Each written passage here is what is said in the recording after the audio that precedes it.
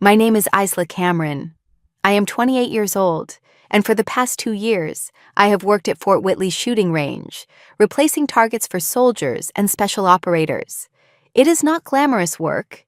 It is the kind of job where people barely register you exist. You show up early, haul paper targets in plywood frames, and disappear into the background. But that morning, something happened that would burn itself into the memory of everyone present. I was lying prone behind a Barrett 50 caliber sniper rifle, the world shrinking into a narrow tunnel through the scope. The entire range was silent, as if even the wind had paused to watch. Somewhere behind me, I heard my father's voice, sharp and dismissive. "She's just replacing targets," he scoffed, loud enough for everyone to hear. "Do not waste your time." My jaw tightened. He had said things like that my entire life, and somehow it still cut deep. A high-ranking general stood just a few feet away, his hands clasped behind his back. He looked at me with a skeptical frown and said, "Only legends can make that shot." His words hung in the cold morning air, and I felt the weight of them settle on my shoulders. 3,600 meters. That was the distance. No one had hit a target at that range in over a decade. Then Captain Mason Grant of the Navy SEALs stepped forward. He held the massive Barrett rifle in both hands, the steel glinting faintly in the pale light. He set it down gently in front of me, met my eyes, and said in a steady voice, "Show us." He stepped back, his expression unreadable. In that moment, I could feel dozens of eyes on me, including my father's. My palms were damp against the cold metal of the rifle. My breathing slowed to a deliberate rhythm. Inhale, hold, exhale, hold. The world narrowed further. I lined up the crosshairs, feeling every muscle in my body go still. My hands trembled slightly, but I forced myself to stay calm. This was the kind of shot that could make or break reputations. I heard the wind flag snap faintly in the distance and adjusted for the breeze. Micro-corrections only my father had ever taught me to calculate. I knew he was watching, arms crossed, waiting for me to fail. My finger pressed gently against the trigger. There was a sharp crack as the rifle recoiled hard into my shoulder. The round left the barrel at nearly 3,000 feet per second, slicing through the air, a streak of lead racing across the field and beyond. For a heartbeat, no one breathed. My heart hammered so loudly it drowned out everything else. Through the scope, I saw the impossible. The bullet punched directly through the center of the target 3,600 meters away. Dead center. I blinked, hardly believing it. Around me, there was no cheer, no applause. Only silence. Absolute silence. I pushed myself up slowly, the Barrett heavy in my hands. The general approached, his eyes wide, his face pale. He stopped just a step away from me, studying me as if I were something alien. Then, in a low, almost reverent voice, he whispered one word. "Valkyrie." I felt the eyes of everyone on that range bore into me. My father's gaze, cold and unreadable, shifted away the moment I looked at him. His jaw was tight, his face carved from stone. My hands were still trembling slightly as I set the rifle down. That was the moment everything changed. The record had been shattered. My father's arrogance, the one constant I had lived under my entire life, cracked in front of me. But I also knew deep down that this was not the end of the story. It was only the beginning. I stood up, brushing the dust from my uniform pants, trying to steady my breathing. My first instinct was to leave, to slip away quietly and avoid the weight of so many eyes. I reached for the rifle to hand it back, but before I could move, the murmurs began. "That's not possible," one voice muttered behind me. "She must have cheated," another said louder this time. "No way she hit that clean." I froze, feeling the sting of their words. Even now, after what they had all witnessed, they could not believe it. I turned slightly, scanning the faces gathered behind the firing line. Some stared at me in awe, others with suspicion. My father was one of the latter. He stepped closer, shaking his head slowly, lips curling into the faintest smirk.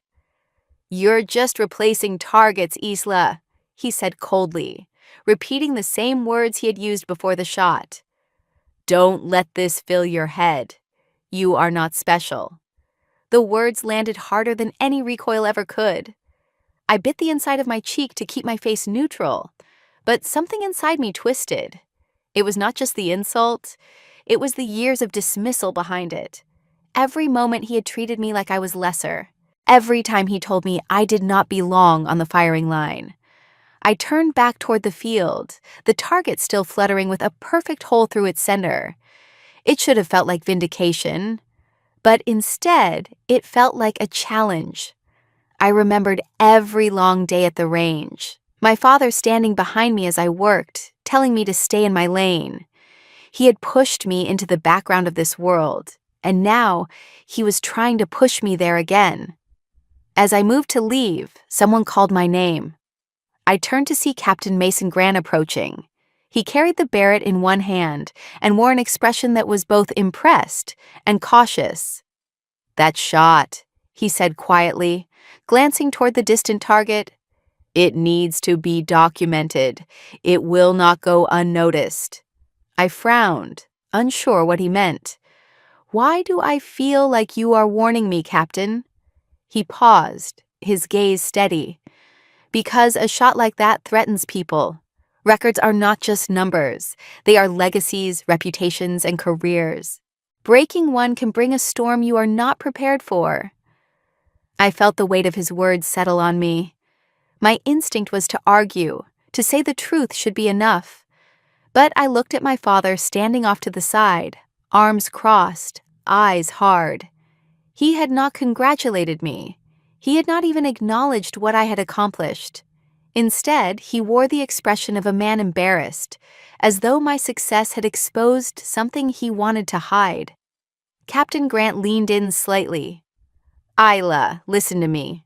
That shot was extraordinary, but you need to be careful.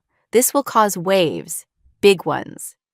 I nodded slowly, though I was not sure I fully understood. "Waves," I repeated under my breath. The idea seemed strange. I had hit a target, that was all. But as I stepped away from the firing line, the voices behind me still buzzing with disbelief, I felt something shift inside me. I was no longer invisible, and I had the uneasy sense that the storm Mason Grant warned me about was already gathering on the horizon. I was 18 when I first put on a uniform. The Army had always been a distant shadow in my life because of my father's service. But the day I swore in, I felt like I had stepped into my own story. I was young, ambitious, and eager to prove myself. Basic training was hard, but I thrived under pressure. My scores on the rifle range quickly caught everyone's attention. I could hit targets most recruits barely saw, and I did it with a calm, steady rhythm that made instructors pause. But my father never let me celebrate. He would call late at night, his voice clipped and cold. "You're good because you're lucky, Isla," he said once after I called to tell him I'd earned top marks in marksmanship. "Don't confuse luck with skill. Luck runs out." It was always like that. Every accomplishment I earned, every ribbon I pinned to my uniform, he dismissed as coincidence. At first I tried harder, hoping he might soften. He never did. By my third year, I had worked my way into a sniper team attached to a special operations unit. We trained endlessly, pushing ourselves beyond exhaustion. My spotter and I had developed a bond built on trust. We moved as one, each understanding the other's breathing, the cadence of our steps.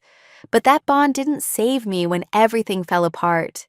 It happened on a mission I still dream about. We were deployed overseas, tasked with providing overwatch for a raid on a compound suspected of housing enemy leaders. The environment was hostile, unpredictable, and the orders came down fast. We were positioned on a ridgeline, wind ripping at our hides when the call came in. "Engage the targets." I lined up my shot, calculated windage and distance, and fired. My first round landed exactly where it was supposed to. But seconds later, chaos erupted over the radio. A friendly element had been moving into the same sector we were told to clear. The entire mission collapsed into confusion. When the smoke cleared, we learned that a civilian had been caught in the crossfire. One life lost, a failure the higher-ups needed someone to answer for. And they chose me. The officer in charge of our team, a man I had trusted, stood in the debriefing room and said I had fired recklessly. He claimed I ignored protocol, that my judgment had been compromised. My spotter stayed silent, avoiding my eyes as the accusations piled on. I remember staring at the table, my hands balled into fists, hearing words like court-martial whispered just loud enough for me to catch. I tried to explain that I had fired under direct orders, that the coordinates we were given had been wrong, but no one cared. They needed someone to blame, and I was the easiest target. For weeks, I lived under the threat of trial, wondering if my career and my freedom were about to end. In the end, they dropped the charges, but not because they believed me. They wanted the scandal buried, so they pushed me out quietly. One day, I was a sniper with a future. The next, I was packing my gear and signing discharge papers. When I came home, I hoped my father might at least stand by me. Instead, he met me at the door with a look of disappointment that felt sharper than any knife. "You made a mess, Isla," he said, his voice flat. "You embarrassed yourself. Worse, you embarrassed this family." I wanted to scream, to tell him I had been betrayed by the very people I trusted with my life. But I didn't. I just stood there, my duffel bag heavy on my shoulder, listening as he laid the blame squarely at my feet. That night, I unpacked in the small bedroom I'd grown up in, staring at the walls that hadn't changed since high school. I felt hollow, as if all the air had been drained from my lungs. The army had been my purpose, my place in the world. Without it, I was adrift. My father offered no comfort, no advice. He only reminded me over and over that I had failed. Eventually, I found work at the range, a quiet place where no one asked questions. I replaced targets, swept the floors, and tried not to think about the soldier I used to be. My father still came by occasionally, but his visits were only to remind me that in his eyes, I had squandered my potential. Every time he looked at me, I felt that old shame rise up again. And every time, I buried it deeper, telling myself I would never again give anyone the chance to destroy me like that. But as I stood on the firing line that morning, the Barrett 50 in my hands, I knew those wounds had never fully healed. They were still there, just beneath the surface, waiting for the right moment to be torn open again. I took the job at Fort Whitley because anonymity was easier than explaining why I no longer wore a unit patch. The range opened before dawn. Solvent and wet cardboard scented the air. Gravel crunched under boots that did not belong to me anymore. I stacked targets, checked staple guns, and kept my head down when familiar silhouettes crossed the parking lot. Some of the shooters had shared chow lines and blackout nights with me. They recognized my gait before my face. I turned away before memory could finish the math. Silence was my camouflage. Routine was my shelter. Replacing targets is a rhythm you feel in your shins. Jog the lane with pastors and a stapler. Pull the shredded sheet, square a fresh bull. Too high, too low. One through the heart to keep it from yawing. The wind speaks in small ways. It nicks plywood. It lifts a corner when you are careless. It hums when gusts push the frames. I watched flags but trusted the ground more. The shimmering mirage. The angle of drifting dust, the way a spent casing falls short when a breeze steals its arc. Old habits refused to die. My eyes calculated while my mouth stayed quiet. The pocket watch lived in my right cargo pocket, a small weight that tapped my thigh when I ran. My father's watch, brass scuffed by years, a compass rose on the lid, the hinge a little loose. He pressed it into my palm the day I shipped out and said it would keep me on time. What it kept me on was a leash. I told myself to leave it on the dresser. Every morning my hand found it again. I hated that watch, yet I carried it like contraband memory. Limits. That was what it meant. Time limits. Range limits. A voice that divided the world into lanes and told me to stay in mine. When the lid snapped shut, it sounded like a verdict. The morning I first spoke with Captain Mason Grant began with a low marine layer and a left-to-right breeze teasing the flags at 200 and 500. A Navy team rolled in with hard cases and quiet mouths. I logged their lanes and ran downrange to tape the frames.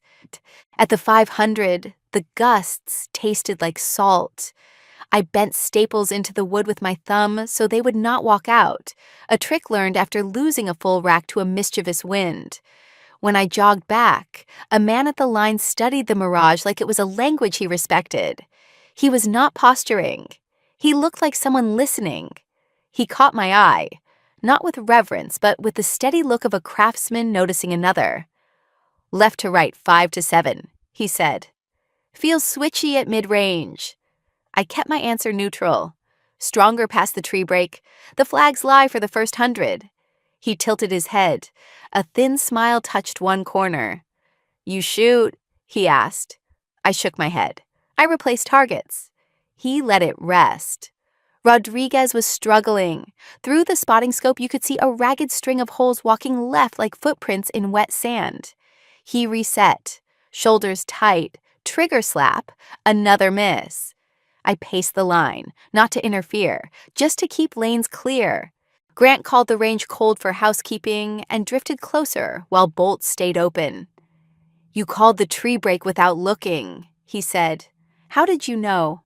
I nodded toward the berm. Listen to the plywood. It hums different when gusts funnel through the gap. The staples on lane 4 are starting to creep. He glanced down range and gave a small nod. I avoided old teammates by habit. If someone said my name, I pretended not to hear. I timed my runs while their faces were buried in scopes. I had convinced myself that silence was safety. As long as I swept brass and stapled paper, nobody would ask where I had been when a mission went wrong. Grant possessed the unnerving talent of noticing what others missed. He began checking his dope with quiet questions tossed my way, not testing me, sounding the edges. Mirage looks slow at 800, he said. Hold or dial. Dial .2. Hold half a body for the switch at mid, I answered before I could stop myself. He did not look up. You sure you do not shoot? I gave a non-committal sound and walked on. He saw the watch drop one afternoon and thumped the concrete. We crouched together while I brushed grit from the glass. Old, he said. A gift, I answered, from my father. He studied the compass rose, then my face, then the wind. By week's end, he stopped asking whether I shot and started framing it in the past tense. When you were on a gun, he said softly, did you favor dialing or holding? Did you carry data on a card or in your head? The questions landed with surgical precision. I kept my voice flat. I replace targets. I keep time. I make sure nobody staples a hand to a frame. He let the deflection pass, but I felt pressure building like a low front pushing in from offshore. The watch tapped my leg, tick, tick, tick. On Saturday, after the last string, the wind finally eased. Flags hung like tired arms. Grant pointed toward the far berm. You called the gusts all day, he said. You were right every time. He looked at me as if unfolding a map that had been creased too long. I think your past is not the one you carry in your mouth. I felt the watch go cold against my thigh, the metal heavy as a secret. My past belongs where it can do no more harm, I said. He held my gaze for a long second and gave a small nod that felt like the beginning of something I could not yet name. The shot traveled faster than the bullet itself. Word spread through Fort Whitley like wildfire. By the next morning, My name was in whispered conversations at the chow hall and scribbled in chalk on the boards outside the ready rooms. 3,600 meters, center mass. It was the kind of shot that turned shooters into legends. But I was no legend. I was a former soldier working a civilian job stapling paper. That fact alone made people restless, and it did not take long for the official questions to begin. I was stacking cardboard backers behind the range office when I heard my name barked sharply. "Cameron, inside, now." Major Reeves stood in the doorway, arms folded across his chest, jaw locked in the same way it always was when he was preparing to peel someone apart. Reeves was head of the security office, a man with a reputation for never giving anyone the benefit of the doubt. The small conference room smelled of burnt coffee and paper dust. Reeves dropped a file onto the table with a heavy thud. "Do you know why you're here?" I stayed standing. "Because I made a shot that people don't want to believe happened." Reeves's lip twitched. "Because you made a shot with military-issued equipment you had no clearance to touch. You are not in the Army anymore, Cameron. You work here as a civilian range attendant. Who authorized you to lay hands on that Barrett?" I could feel the weight of the question pressing down.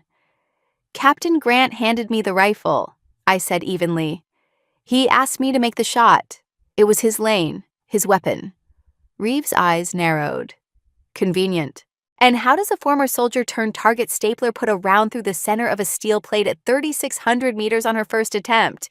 That shot is beyond our best shooters, Cameron. It was beyond the man whose record you just broke." I opened my mouth to answer, but Reeves cut me off with a sharp gesture. "You have no unit patch, no recent qualification, and no reason to even be near a live firing line. Unless, of course, you were trying to make a name for yourself. People have rigged targets before, you know. Triggered them with explosives, called for spotters to signal hits. Do you understand the seriousness of this?" The walls seemed to close in. My hands clenched at my sides, but I kept my voice steady. "There was no rigging. There were dozens of witnesses. You saw the target yourself." Reeves leaned forward, palms flat on the table. What I saw was a civilian with a history of disciplinary issues, being given access to restricted equipment. That doesn't look good, and you're going to answer for it. When I left the office, the hallway felt colder than before. People glanced up from their desks and quickly looked away when my eyes met theirs. I could feel the story growing larger than the truth. Later that day, I saw my father standing near the bleachers outside the range. He had probably already heard about the investigation. News traveled fastest through the people who enjoyed watching me fail. I approached cautiously, hoping maybe he would at least listen. "They're saying I cheated," I told him quietly. He did not even look at me at first, just stared out at the lanes. Finally, he exhaled through his nose and said, "I can't blame them. That shot was impossible. I also think it was luck." I froze. "You don't believe me either?" He turned then, his expression unreadable. "I believe you hit the target, but I think you have confused one extraordinary moment with proof that you belong back on the firing line. Do not build your life on chance, Isla. You will be disappointed again." His words left a hollow ache in my chest. He was not going to stand up for me. He never had.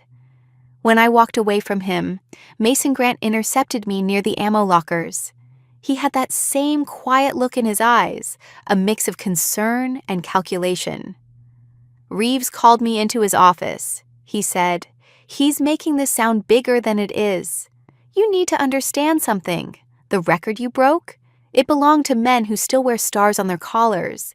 They built careers on it. That shot of yours threatens all of that."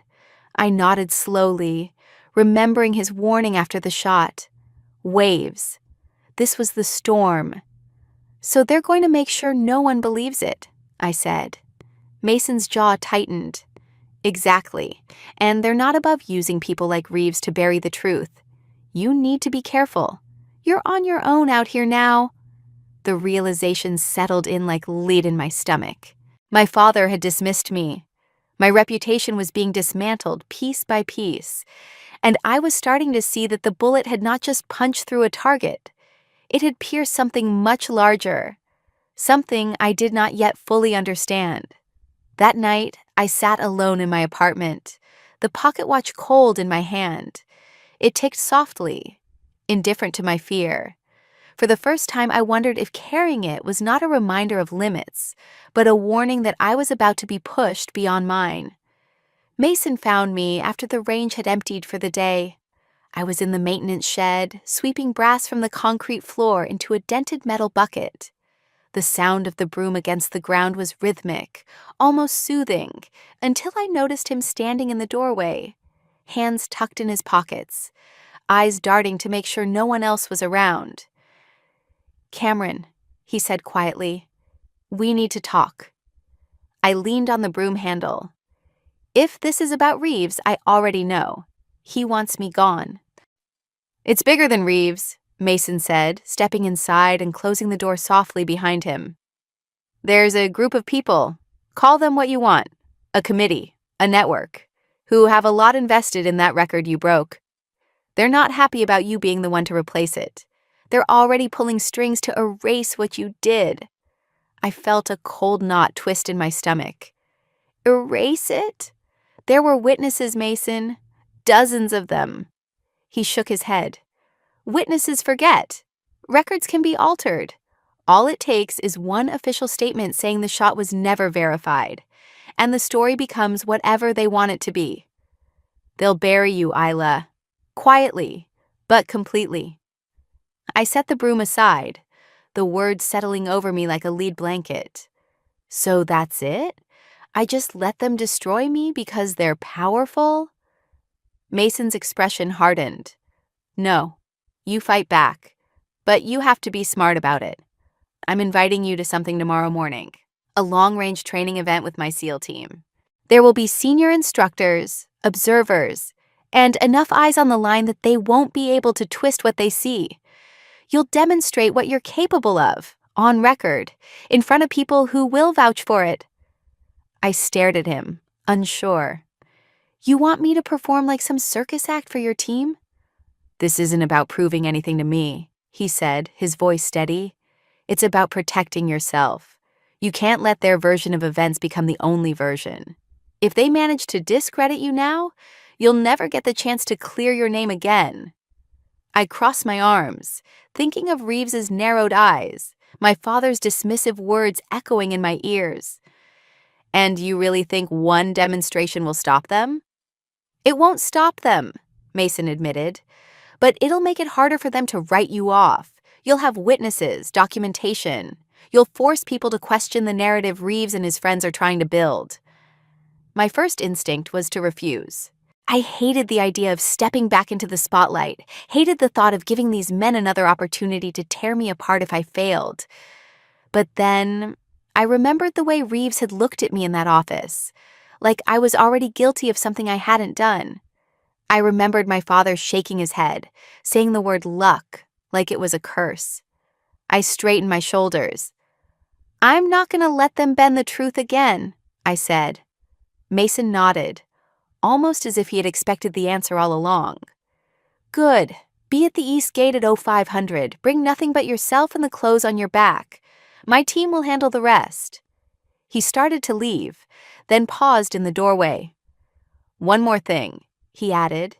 "If you're going to do this, you need to understand what's at stake. The people we're up against, they don't like losing control. They're not going to stop after this. You'll be making enemies, Ela. Powerful ones." I met his gaze. "I already have." Mason gave me a small nod of respect before disappearing into the fading light. I was left alone with the broom and the hum of the fluorescent lights above my head. For a long time I stood there, feeling the weight of the choice I had just made. When I finally closed up the shed and walked back toward my small apartment on base, I reached into my pocket and felt the familiar shape of the old pocket watch. I held it in my palm for a moment, staring at the tarnished brass and the faintly scratched compass rose on the lid. My father's voice echoed in my memory. "That watch will keep you on time." "Stay in your lane, Isla." I slipped it back into my pocket and whispered, "Not this time." The next morning, I would walk into a firing line surrounded by men who had built their lives on never missing, and I would show them, every single one of them, that I belonged there. The next morning, the air was sharp with cold when I arrived at the east gate as Mason instructed. The sun had not yet breached the horizon, and the world was painted in muted shades of gray. Mason was already there, leaning casually against a Humvee, clipboard in hand. He nodded at me with that same calm, calculating look. "Right on time," he said. "Get in. We've got a long day ahead." We drove in silence for the first 10 minutes, the gravel road leading deeper into a part of Fort Whitley I had never seen. The range we eventually reached was massive, larger and more remote than the one where I worked. Firing lanes stretched across rolling hills, steel targets set at distances that seemed almost impossible. The SEAL team was already there, setting up rifles and adjusting optics. I slipped out of the Humvee, hyper aware of the curious glances in my direction. Some men nodded politely. Others simply stared, expressionless, as though trying to decide if I was an asset or a liability. I kept my head down and busied myself checking wind flags. Mason clapped his hands together and addressed the group. "We're running advanced distance drills today. You all know why she's here," he said, tilting his head toward me. "Eyes open. Learn something." We paired off into shooter-spotter teams. That was when I noticed Rodriguez struggling at the far lane. He was missing consistently, his rounds walking left, scattering erratically across the dirt berm. His frustration was obvious. He yanked his bolt harder each time, cursed under his breath, then slammed the next round into the chamber with too much force. "Range cold," Mason called after a while. Everyone stepped back and cleared their rifles. I walked toward Rodriguez's lane, drawn by the unmistakable tension in his body. He noticed me approaching and bristled immediately. "I'm fine," he muttered, setting the rifle down on its bipod. "You're not fine," I said quietly. "You're muscling the gun. Your trigger pull is jerky and your body's canted too far forward. You're fighting it instead of letting it work for you." He glared at me, then sighed and looked downrange. "I've tried adjusting. It's not working." I crouched beside him, deliberately calm. "Let me see you get behind the rifle." He hesitated but finally complied, dropping prone again. I nudged his left elbow out an inch. "Your support arm is too far under. Give the rifle a stable platform." Then I adjusted his grip, loosening the tension in his shoulders. "Relax here. Grip it like you're holding something fragile. Too much pressure and you'll torque the shot off target." He followed my instructions, but I could feel his skepticism. I knelt next to him as he settled into the new position. "Trigger press straight back. Don't anticipate the recoil. Just focus on the crosshairs breaking clean." He fired, and the steel rang faintly in the distance. His eyes widened. "I hit it," he whispered. "Again," I said. He cycled the bolt, took his time, and squeezed. Another hit. "See?" I murmured. "You weren't missing because you can't shoot. You were missing because you weren't stable." Rodriguez looked at me for the first time, and I froze when I saw recognition flicker in his eyes. It was subtle, but unmistakable. "Cameron," he said slowly as if tasting the name. "I know you. We served together." My stomach dropped. "It was Afghanistan," he continued, his voice low. "That mission, the one they said you botched. I was there, Isla. I saw what happened." I forced my face into neutrality, even as my chest tightened. "You're mistaken," I said, my voice steady. But he shook his head, still watching me with that dawning awareness. "No, I remember. They blamed you, but it wasn't your fault. Orders were screwed from the top down, and they needed a scapegoat." I should have said something then. "Rodriguez," I interrupted sharply, keeping my tone controlled. "This isn't the time or place. Focus on the training. He hesitated, then gave a small nod. Yeah, sure. I stood and stepped back, my heart pounding. The smell of gun oil and dust clung to the air, but all I could feel was the weight of the past pressing in. Rodriguez's words had stirred something I had buried deep. He had been there. He had seen it. Mason called the range hot again, and rifles barked in unison. I kept my hands busy, adjusting spotting scopes and checking data, but my mind was spinning. I wanted to ask Rodriguez what he remembered, what he knew, but I couldn't risk drawing attention. When the drill ended, Mason approached me quietly. "Good work with Rodriguez," he said. "You calmed him down. He's a better shooter when he listens." I nodded, masking the turmoil under a blank expression. "Thanks." But inside, I was anything but calm. The revelation that Rodriguez had witnessed the mission where I was betrayed could change everything. Still, I swallowed the impulse to dig deeper. Not now. Not here. I slipped my hand into my pocket and felt the cold weight of the watch against my palm. Its ticking was steady, indifferent. I closed my fingers around it and reminded myself to keep my composure. If Rodriguez knew the truth, I would find a way to hear it later. For now, I had to keep my past locked down tight. The people I was up against could not suspect I still had pieces of the puzzle left to uncover. After the training ended, the team packed up rifles and brass, while Mason dismissed the men with a few sharp instructions. The sky was deepening into a dusky orange as I carried my gear toward the admin office to check something that had been nagging at me all day. Fort Whitley kept a meticulous record of range activities, especially for live-fire events. Every shot was logged by digital sensors tied to the target system. My record-breaking shot should have been preserved in black and white. With dozens of witnesses and a full digital log, I had assumed I would be untouchable. But Mason's warning about people twisting the narrative gnawed at me. I needed to see the record with my own eyes. Inside the office, the fluorescent lights flickered faintly as I logged into the system. The interface was familiar. Rows of date stamps, shooter names, and ballistic data. I scrolled to the day of the record shot, my heart pounding in my chest. The entry should have been there. It wasn't. I double-checked the date. Nothing. I searched my name. No results. It was gone. I sat back slowly, my hands curling into fists against the edge of the desk. They hadn't just questioned my credibility. They had erased the very proof of what I had done.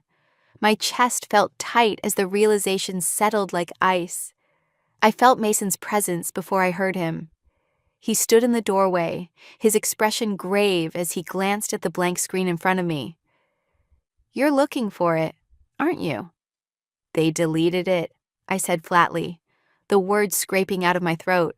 He stepped into the office, lowering his voice.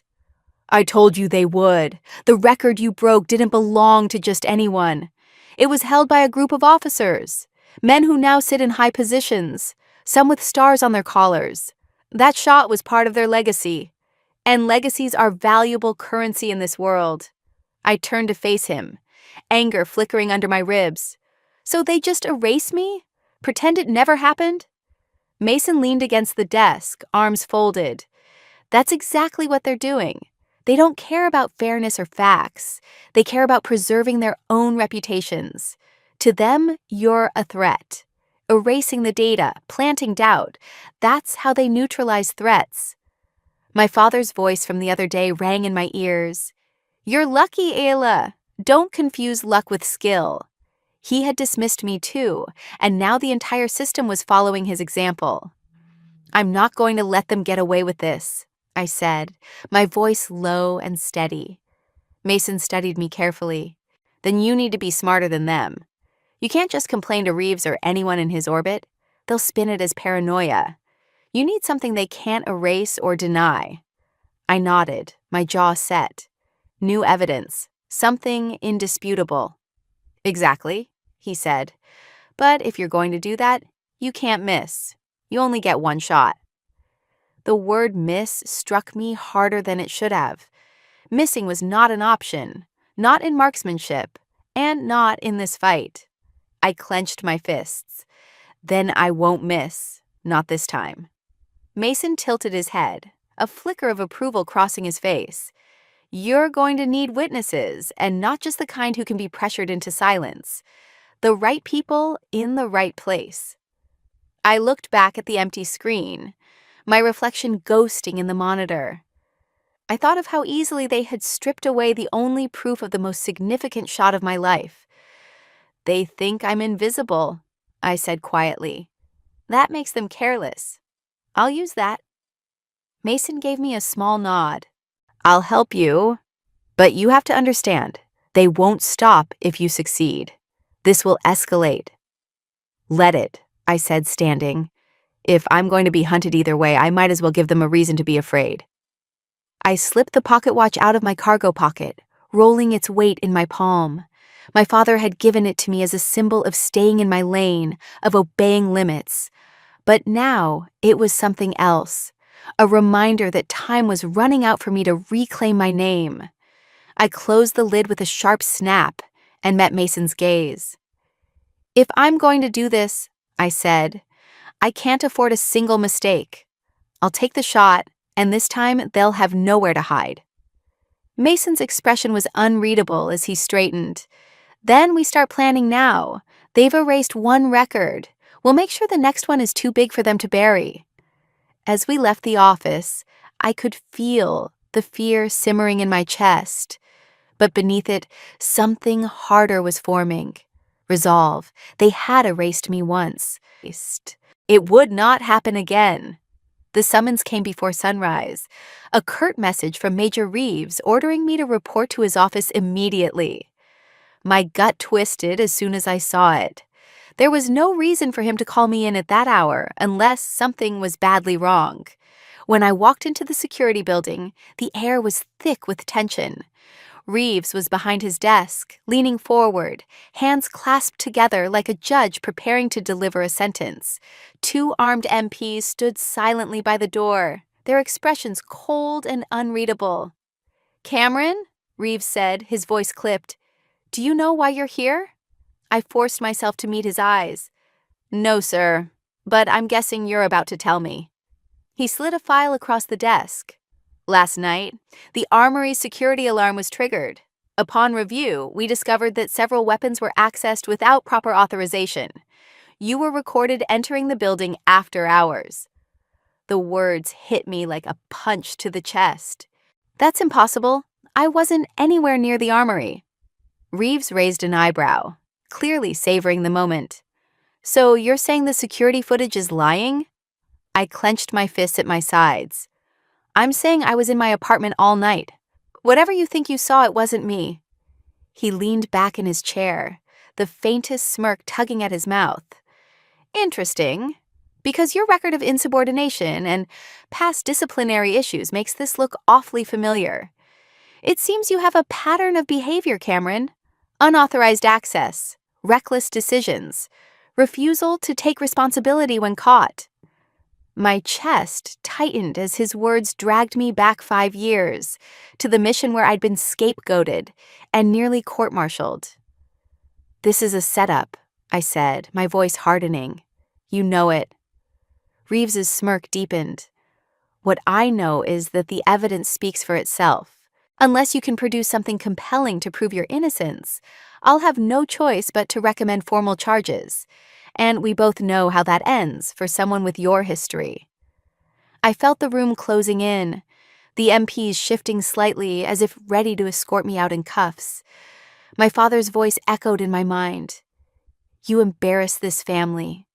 Reeves wanted me cornered, humiliated, erased just like before. But this time I wasn't alone. As I left the building, the cold morning air hit me like a slap. My mind was racing, trying to figure out how they had pulled this off. Mason was waiting near the parking lot, his jaw set when he saw my face. What happened? They're accusing me of breaking into the armory, I said, my voice tight. Reeves claims there's footage of me inside last night. Mason's expression darkened. Footage that probably doesn't exist or has been doctored. I nodded.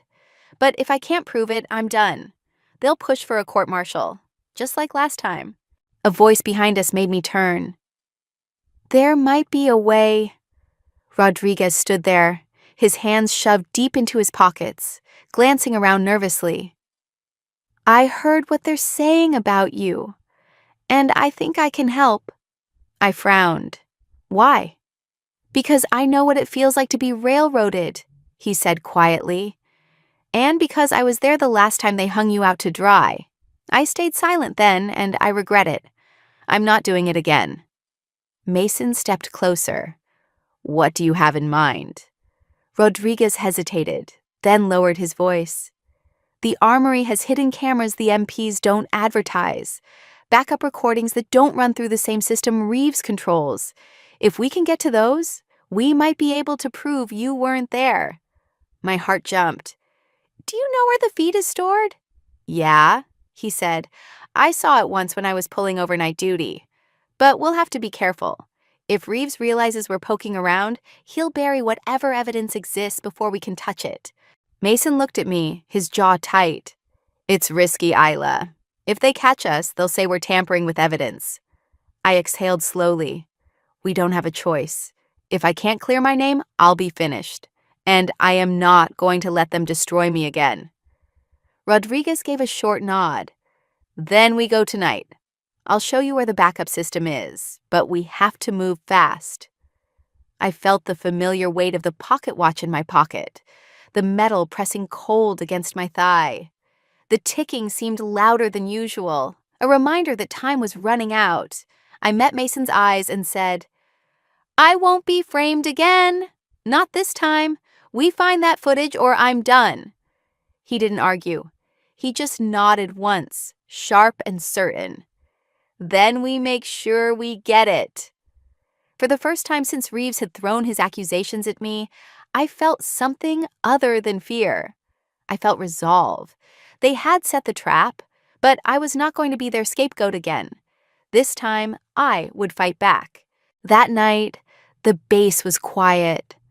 Rodriguez led the way through a maintenance tunnel that ran beneath the Armory, his flashlight beam flickering across pipes and concrete. My heart thudded in my chest with every step. We weren't supposed to be there, and if anyone caught us, Reeves would bury us for tampering with evidence. Rodriguez stopped at a locked steel door, glancing over his shoulder. This is it, he whispered. He pulled a small keycard from his pocket and swiped it. I never turned this in after my last rotation. The door clicked open, and we slipped inside a small security control room lined with servers and monitors. The hum of electronics filled the space. Rodriguez moved straight to a terminal in the corner, typing quickly as Mason kept watch near the door. I stood close enough to see the screen. Here, Rodriguez said finally, pulling up archived video feeds. He navigated to the night of the alleged Armory breach. My stomach tightened when I saw the familiar hallway appear on the monitor. We fast-forwarded through hours of empty corridors until a figure appeared at the Armory door. It wasn't me. It was Major Reeves. I watched in silence as he scanned into the Armory, deliberately disabling a sensor before entering. A few minutes later, another figure joined him, a man I hadn't seen in years, but whose face was burned into my memory. General Donovan, one of the senior officers who had overseen the mission that had ruined my career. Rodriguez swore under his breath. They set you up. I barely heard him. My focus was locked on the next moments captured on the feed. Reeves and Donovan spoke quietly, their voices inaudible, but their intent was clear as they planted evidence inside the Armory. My hands curled into fists at my sides. They had fabricated everything just like before. Then came the blow that knocked the air from my lungs. Another man entered the frame. My father. I staggered back a step, nearly colliding with the server rack. Pause it, I said, my voice raw. Rodriguez froze the frame. There was no mistaking him. My father standing shoulder to shoulder with the men who had destroyed me 5 years ago. He looked older, wearier than I remembered, but his posture was familiar, rigid, dutiful. The video resumed, and I watched as he signed a document Donovan handed him. a single line across the page, his name etched in black ink beneath the words, "Order to maintain silence." I couldn't breathe. "He knew," I whispered. "All this time. He knew what they did to me." Mason moved closer, his expression tense.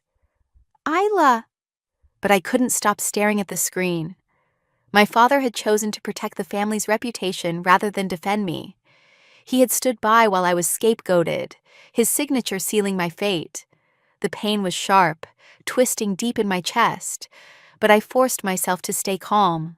"I won't retaliate," I said finally, my voice steady despite the tremor in my hands. "I'll make them admit what they've done, publicly. That's the only way this ends." Rodriguez looked at me uncertainly.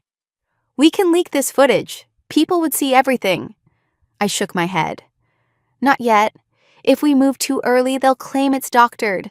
They'll twist it, just like they always do. We need to set the stage, force them to confront the truth when they have no way out." Mason studied me for a long moment, then nodded slowly. "She's right. We need to be strategic. If we're going to bring down Donovan and Reeves, we need undeniable proof and witnesses who can't be silenced." I wiped a tear from my cheek before it could fall. The betrayal burned, but I buried it deep, locking it behind a wall of resolve. My father's choices were his own. If I let that pain control me now, they would win again. "We use the training event," I said. "We make it impossible for them to deny my skill, and when the time is right, we drop the truth. They won't be able to erase me twice." Rodriguez nodded grimly, closing the terminal and copying the footage to a secure drive. "This isn't over, Isla. Not by a long shot." "No," I agreed quietly, clutching the drive in my hand like a lifeline. "But next time, it won't be me on trial. It'll be them." As we slipped back through the maintenance tunnel, the weight of the revelation pressed on me like a physical force. My father's signature replayed in my mind again and again, but I refused to break. I had survived their lies once. This time, I would make sure the truth destroyed them. The next morning, I woke before dawn with the taste of iron in my mouth. My stomach churned as I dressed in the same range gear I had worn countless times before, but this time it felt like armor. Mason drove me to the range in silence, the tension thick enough to choke on. When we arrived, the entire setup was different. Instead of the usual quiet discipline, there was a crowd. Dozens of soldiers, instructors, and officers lined the bleachers. The air buzzed with anticipation, the way it always did before someone was about to be judged. Reeves stood front and center, flanked by General Donovan. My father was beside them, arms crossed, his face carved from stone. I felt his eyes on me like a weight. If he hoped to intimidate me, he had chosen the wrong day. Reeves stepped forward, his voice booming. "Today, Cameron will have the opportunity to demonstrate whether her so-called record shot was legitimate or a fluke. She will engage 3 targets at extreme distance, under shifting wind conditions. Failure to meet the standard will result in her permanent disqualification from any future range duties, civilian or otherwise. In other words, succeed or disappear." I nodded once, refusing to give him the satisfaction of a reaction. Mason led me to the firing line where a Barrett .50 caliber rifle rested on its bipod, gleaming in the morning light. The wind was already gusting, changing direction unpredictably as the sun crested the horizon. Someone had designed this to be impossible.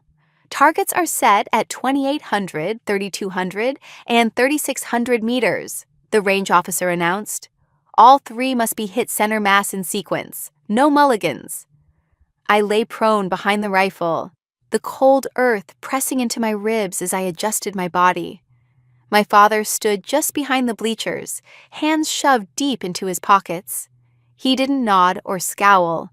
He just watched, unreadable. Mason crouched beside me and murmured, "You can do this. Just trust yourself." I glanced at him briefly, then settled into my scope. The first target shimmered in the heat mirage at 2,800 meters. The wind flag near the firing line flapped lazily left, but the distant flag twisted right. Switchy. I knew the type. Gusts that split the lane in half, changing direction between the shooter and the target. My hands moved automatically, adjusting for windage and elevation. Behind me, I could hear the crowd murmuring. Reeves's voice cut through the noise. "You may fire when ready, Cameron." I inhaled slowly, letting my lungs fill completely. The wind brushed my cheek, shifting from left to right and back again. My heartbeat slowed as I locked into the rhythm of the rifle. The world narrowed to the crosshairs, the distance, the math running in my head. This wasn't about revenge, I reminded myself. It was about the truth. I squeezed the trigger. The rifle bucked, and the round screamed downrange. "Impact!" someone called. A metallic ring drifted back through the gusts. The first target was down. I didn't allow myself to feel relief. I immediately swung the rifle to the second target at 3,200 meters. The mirage was worse here, distorting the outline of the steel plate. My fingers tightened slightly on the stock as I watched the grass bend mid-range. The wind was faster now, almost erratic. I adjusted again, this time holding just off center, compensating for a gust that threatened to drag the round low. Another breath, another slow trigger press. The shot broke. The metallic clang reached us after a long, agonizing pause. 2 for 2. The crowd stirred now, a ripple of disbelief passing through the bleachers. I felt the weight of my father's gaze on the back of my neck, but I didn't look up. The third target was the one everyone believed I couldn't hit, the full 3,600 meters. My body remained perfectly still as I realigned the scope. The wind was unpredictable, gusting 1 second and dead calm the next. This was where shooters failed. "Last shot," Reeves called out. "Make it count." I inhaled and exhaled, feeling every muscle in my body loosen. My world shrank until all I could hear was the tick of my own breath. Then I took the shot. The rifle's recoil jolted through my shoulder, but I stayed locked behind the scope. The round tore through the air, cutting across gusts that threatened to throw it off course. Time slowed. Every second stretched until I could almost feel the bullet fighting its way forward. Then the distant steel plate rang out, a perfect center hit. The crowd erupted. Gasps turned to shouts, then to cheers that rolled across the range like thunder. Someone actually whistled. A few of the younger shooters slapped each other on the back, their disbelief dissolving into open celebration. I didn't move at first. I stayed prone, breathing steadily, letting the sound wash over me. My hands finally relaxed as I pushed myself up to my knees. Mason was at my side instantly, grinning for the first time in days. "You just shut them all up," he said, voice low. I stood slowly, brushing dirt from my knees, and turned to face the crowd. Reeves's face was pale, his jaw tight as he tried to maintain composure. Donovan muttered something under his breath, but I couldn't hear it over the noise. Then my eyes found my father. He stood apart from the others, hands still shoved in his pockets, his expression unreadable. For a heartbeat, I thought he might look away, but he didn't. He held my gaze, and for the first time in years, there was no contempt in his eyes. No challenge, no dismissal, just silence. I broke eye contact first, refusing to let the moment shatter me. This wasn't about him. The range officer announced the results formally, his voice shaking slightly as he read off the distances and impacts. All 3 targets struck center mass, record validated. Applause broke out again, but I barely heard it. My focus was razor sharp now. Reeves and Donovan were whispering together, clearly rattled. They hadn't expected me to succeed, and now their plan was unraveling in front of their peers. Mason leaned in, his voice barely audible. "We have them on the defensive. Now's the time." I nodded, my hand brushing the pocket that held the hidden drive of footage we had recovered. Proof of their conspiracy. Proof of my father's silent complicity. But I wasn't ready to detonate it yet. I stepped off the firing line, the cheers fading behind me, and walked straight past Reeves without a word. He turned, his mouth opening as if to speak, but I didn't give him the chance. Instead, I went directly to my father. We stood only a few feet apart now. I expected him to say something, anything, but he didn't. His silence was heavier than any accusation. "I don't need your approval," I said quietly, "but I will have the truth." His jaw tightened, but he didn't look away. I turned and walked back toward Mason and Rodriguez, the weight of the crowd's energy behind me. The truth was close now. I could feel it like the wind at my back. And for the first time in years, I wasn't afraid of what was coming. The perfect shot had shattered their doubts. The next one would bring their lies crashing down. The range was still buzzing from the shooting demonstration when I made my move. Mason and Rodriguez flanked me as we crossed the parade grounds, carrying the small encrypted drive like it was a weapon.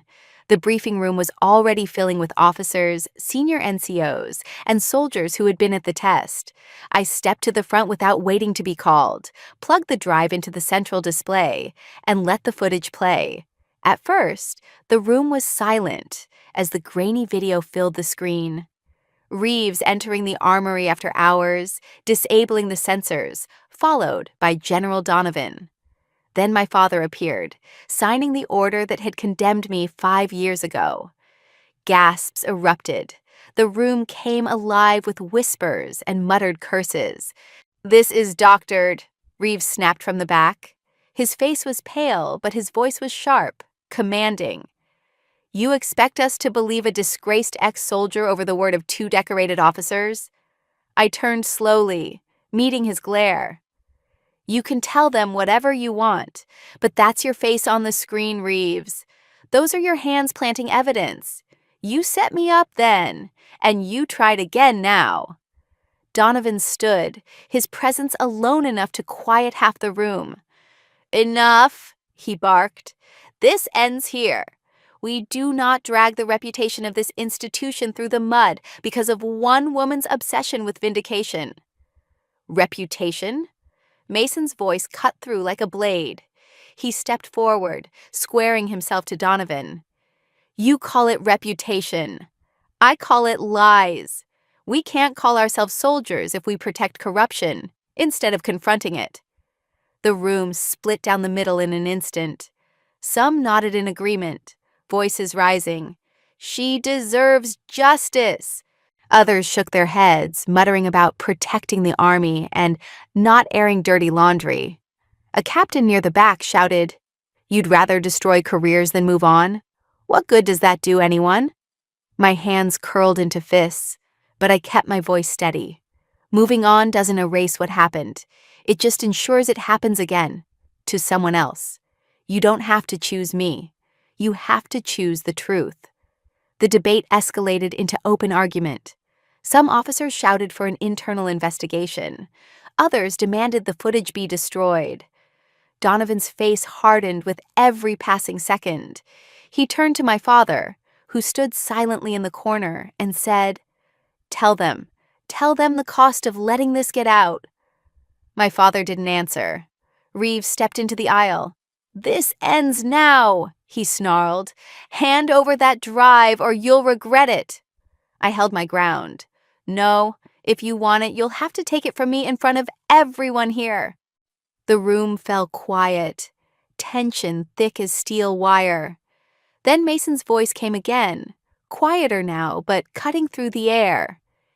"If we let this go, what are we?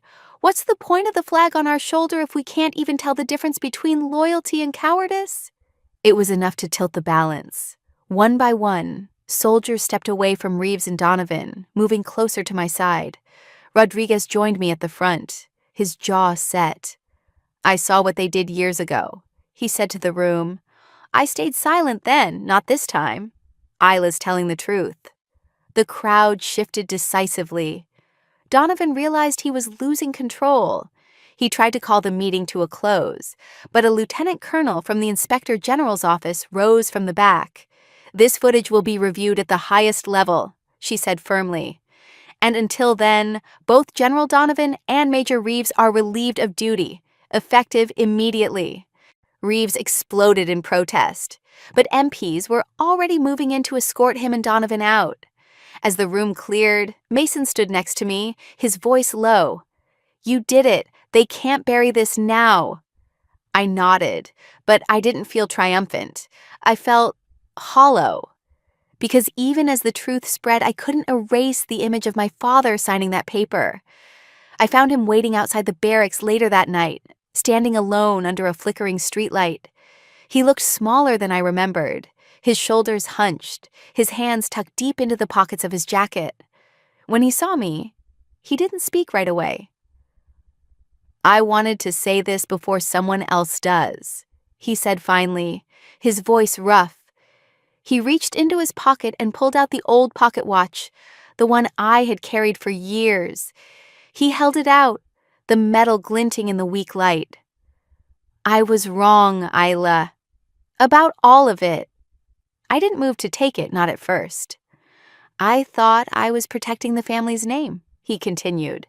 "I thought if I stayed silent, if I signed that paper, we'd keep our dignity.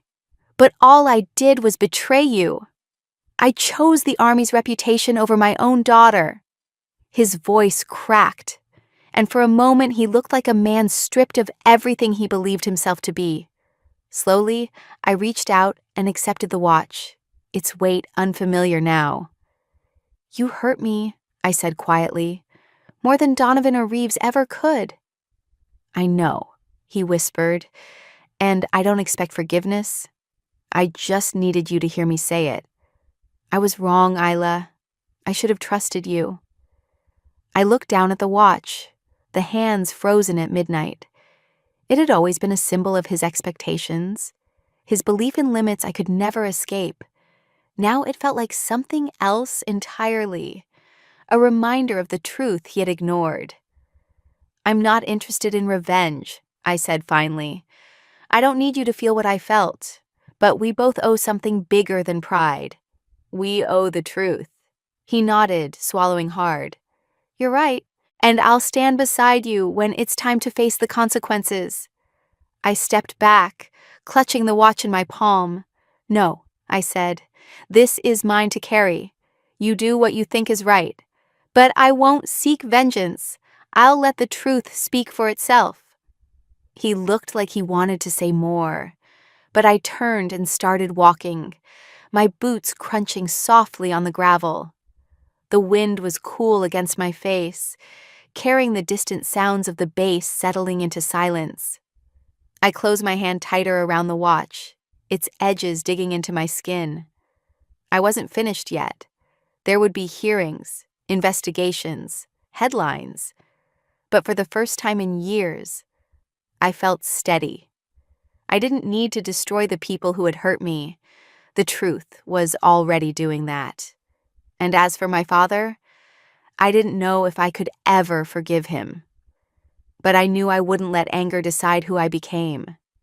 This time, I would choose justice. The hearings moved faster than anyone expected. Once the footage was verified by independent investigators, Reeves and Donovan had no ground to stand on. Their protests sounded hollow as senior officials read the charges: conspiracy, falsification of evidence, and abuse of authority. By the end of the week, both men were stripped of rank and escorted off base in silence. The same day, the Army officially reopened the mission file that had destroyed my career 5 years earlier. The investigation revealed the truth I had carried alone all this time. I had been scapegoated to protect a chain of command that valued image over lives. The report didn't just clear my name, it detailed the failures that had cost civilians their lives. A staff sergeant I didn't recognize delivered the final decision to me in a small conference room. "You are officially exonerated, Ms. Cameron," he said, sliding a folder across the table. Your record has been cleared, your commendations reinstated, and you are eligible for re-entry into the Special Operations community if you choose to return. I stared at the folder, the weight of it sinking in. My name, my reputation, my honor, all restored with the stroke of a pen. But instead of relief, I felt something quieter, steadier. "Thank you," I said, closing the folder without opening it. "But I won't be coming back." The sergeant looked surprised. "Ma'am, with your skill set, the Valkyrie call sign—" I shook my head. "I'm grateful for the offer, but I don't need a title to know who I am anymore." He nodded once, as if he understood, and left me alone with the folder. I picked it up briefly, then tucked it into my bag. It wasn't the paper that mattered. It was the freedom I'd found in no longer chasing someone else's validation. The nickname Valkyrie had already begun circulating through the ranks, a quiet acknowledgement of my perfect shots on the range. But I didn't need it either. I had what I needed: self-control, clarity, and the knowledge that justice had finally been done. A month later, I walked back onto the range at Fort Whitley, not as a target runner, but as a newly appointed instructor. The familiar smell of dust and gunpowder greeted me like an old friend. Students lined up at the firing line, their rifles gleaming in the morning light. One of the youngest, a nervous-looking private barely old enough to shave, struggled to adjust his stance. I knelt beside him and spoke softly. "Relax your shoulders. You're fighting the rifle. Let it work for you." He exhaled shakily and did as I said. The next round rang true. "Better," I said with a nod. "Remember that feeling." He smiled awkwardly and returned his attention to the target. I reached into my pocket and felt the cold metal of my father's pocket watch. It had been a symbol of limits once, but now it was something else, a reminder that no one could define me but myself. I held it out to the young soldier. "Here," I said, "take this." He blinked at me. "Ma'am, are you sure?" "Don't let anyone put limits on you," I said. "Records can be broken, reputations can be taken, but justice, if you choose it, never disappears. Keep that close, and you'll never lose yourself." He accepted it carefully, the chain glinting in the sunlight. "Thank you," he whispered. I stood and stepped back, watching as he squared his shoulders and took another shot. The round hit closer to center this time. I felt a quiet sense of satisfaction, not the surge of adrenaline I once sought, but something deeper. Mason appeared beside me, hands in his pockets. "You're settling into this," he said with a small smile. "I am," I admitted. "It feels right." We stood in comfortable silence as the students continued to fire. The air was filled with the sharp crack of rifles and the soft shuffle of boots in the dirt. I let my eyes wander to the horizon, the morning sun painting the hills gold. I felt lighter now, not because the scars had vanished, but because I had learned how to live with them. Before we say goodbye, I'd love to know, where are you watching from? Is it a quiet morning with a warm cup of coffee? Or a late night where stories like this keep you company? Let us know in the comments. We read everyone with gratitude. And if this story touched your heart, please consider subscribing to the channel, not just to hear more stories like this, but to be part of a community that still believes in kindness, healing, and second chances. Thank you for spending your time with us today. Wherever you are, we hope you carry this story with you. And remember, sometimes the miracle doesn't knock on your door. It waits quietly until you're ready to open your heart. Take care, and we'll see you in the next story. I turned my attention back to the young private on the line. He steadied his breathing, adjusted his aim, and squeezed the trigger. The round struck true, and I smiled, quietly, content